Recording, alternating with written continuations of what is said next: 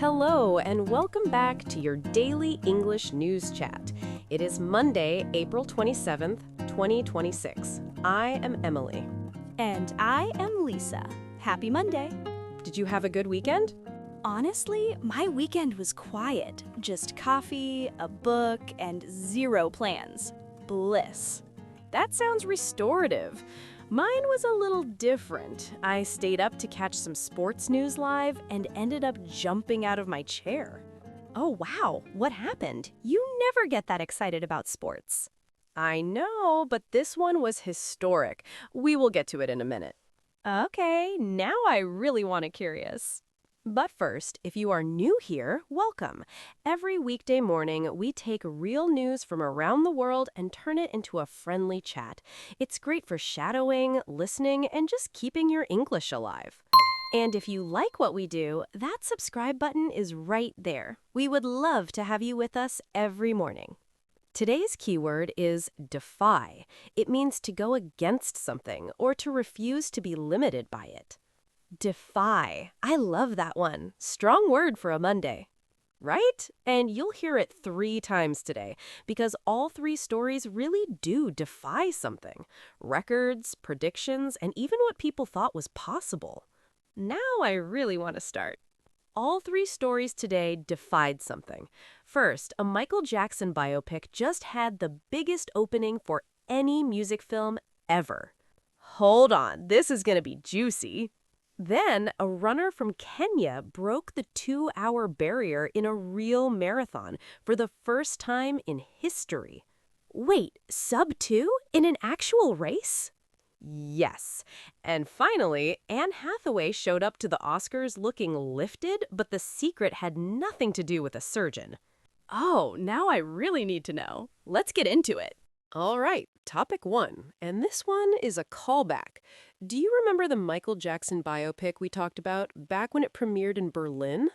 Wait, the one with his nephew Jaafar in the lead role? Yes, we did. The Berlin Film Festival.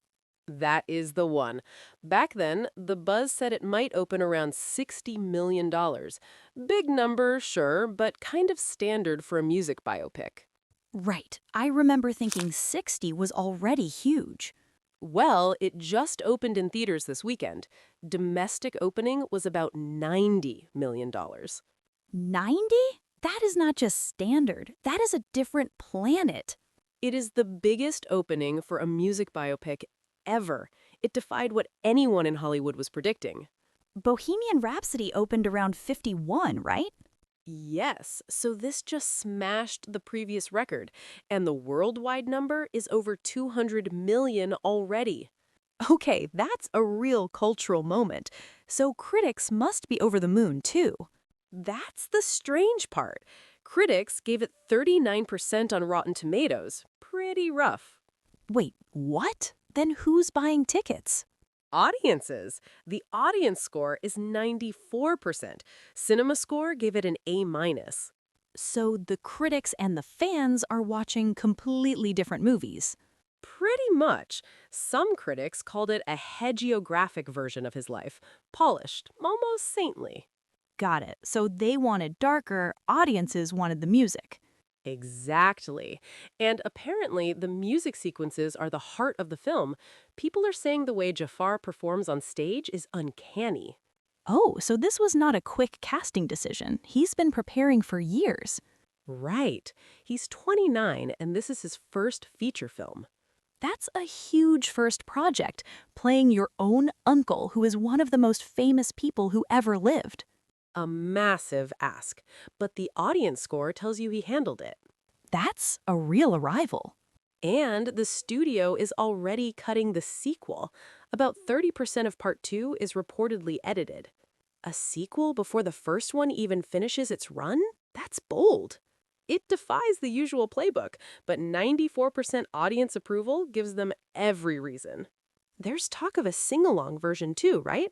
Yes. Imagine a packed Friday night, everyone shouting "Beat It."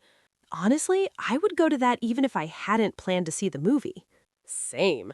That's the kind of cultural moment people show up for. Honestly, you just sold me on a ticket. Topic 2, and this is the one that I jumped out of my chair for. Yesterday, in London, a runner from Kenya broke the 2-hour barrier in a marathon for the first time in an official race. Wait, the 2-hour barrier?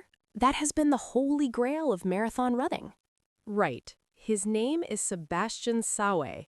He finished in 1 hour, 59 minutes, and 30 seconds. 1:59:30? I cannot even say that without getting goosebumps. The previous world record was 2 hours, 35 seconds, held by Kelvin Kiptum from the 2023 Chicago Marathon. So, Sawe did not just break it, he took more than a minute off. Exactly. A minute is forever in marathon time. Most records fall by a few seconds. And was this a real race or one of those special events? That's what makes it historic. There was a famous attempt by Eliud Kipchoge back in 2019. Right, the 1:59 challenge. He ran under 2 hours, but it was a special setup with rotating pacers, so it never counted as an official record.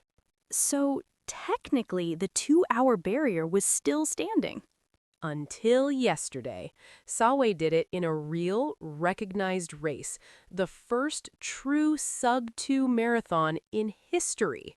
That's the kind of moment that defies what people thought was even possible. And here's the wild part. The runner-up also went under 2 hours. He finished in 1:59:41. Wait, 2 people went under 2 hours in the same race? Yes. And the third-place finisher from Uganda ran 2 hours and 28 seconds, which is also faster than the old world record. Hold on. The top 3 runners all beat the old record? All 3. So this is not one runner having a magical day. The whole sport just stepped into a new era. Like, the limits of what a human body can do just got rewritten. And here's a bittersweet part. Kelvin Kiptum, the man who held the old record, passed away in a car accident 2 years ago. He was 24. Oh, that's heartbreaking. So his record stood for less than 3 years. But in a way, his time pushed the next generation toward this moment. He showed them it was possible. That gives the whole story another layer. Pretty much. Sub-2 used to sound like a dream. Now it's the new floor. I'll be replaying that in my head all week. Topic 3, and this one is a complete vibe shift. Last week, we talked about Jessica Chastain's bold haircut. This week, another celebrity hair story is everywhere. Oh, who is it this time? Anne Hathaway. At the 2026 Oscars red carpet, her face looked unusually lifted. People started talking immediately. Lifted? Like surgical lifted? That was the assumption. Everyone thought she got something done. Botox, fillers, maybe a procedure. Yeah, that is where social media goes first. But it turns out it was just her hair. Wait, what? Just her hair? Her stylist tightly braided sections near her temples. The tension pulls the skin upward around the cheeks and jawline. So the hair literally lifts the face. Exactly. No needles, no surgery, just hair and tension. They're calling it the fake facelift. That is honestly genius. So she defied the entire red carpet beauty playbook. And TikTok lost its mind. Beauty creators started reverse engineering the look within hours. Oh, I bet some of those tutorials got 1 million views overnight. Many of them did. The hashtag exploded across TikTok and Instagram in just a few days. I can already picture the videos. Step 1, braid tight. Step 2, smile. Pretty much. One creator said, "This is not makeup, this is architecture, using hair as the framework." Architecture. I love that. It's funny, we usually think of styling as something that covers up.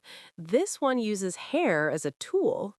Right. The hair is doing the work that makeup or surgery normally does.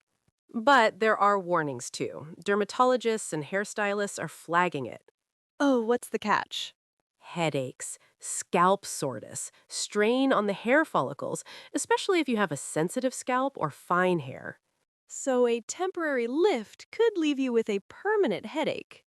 That's a fair line, so it's a fun trick, just not for every day. Right. A red carpet hack, not a daily routine. Still, it's wild that the secret was hair the whole time. No surgeon, no syringe, just braids. That's a perfect note to wrap on. All right, that was a lot for a Monday morning. 3 stories, all defying something different. Honestly, my brain is full. Let me try to line them up. Go for it. First, a music biopic that the critics did not love, but the audience embraced, defied expectations. Right. 94% audience approval against 39% from critics. Almost unheard of. Then, the marathon. 3 runners, all under what people said was the human limit. Defied human limits, and in a real race, not a special event. And finally, a facelift that came from braids, no needles. Defied the assumption that you have to change your face to change your face. I love that you can hear the key word in all 3. That is what made today special. Today's keyword again, just to lock it in. Defy. That is the one. Quick recap. Defy is a verb that means to go against something or to refuse to be limited by it. Records, predictions, even physical limits. A strong verb, and we used it everywhere today. Exactly. And let me give you the related words too. Defiance is the noun, and defiant is the adjective. Oh, that is useful. Defy, defiance, defiant. Got it. So you can say a runner shows defiance, or a movie is defiant of expectations. Same family of words. Nice. That just doubled my vocabulary for the day. So here's our question for you. Of the 3 stories today, which defy moment surprised you the most? 3 to pick from. A, Michael's box office record. B, the sub 2 marathon. C, the hair as architecture trick. Drop A, B, or C in the comments. We love seeing your reactions. And if today was useful, please hit that like button. It really helps our channel. Subscribe so you don't miss tomorrow's chat. We do this every weekday morning. It's honestly the easiest 10 minutes of English you'll do all week. Stay curious out there. The world keeps doing surprising things. And we'll keep sharing them. Thank you for spending part of your Monday with us. Have a wonderful day. See you tomorrow. Bye.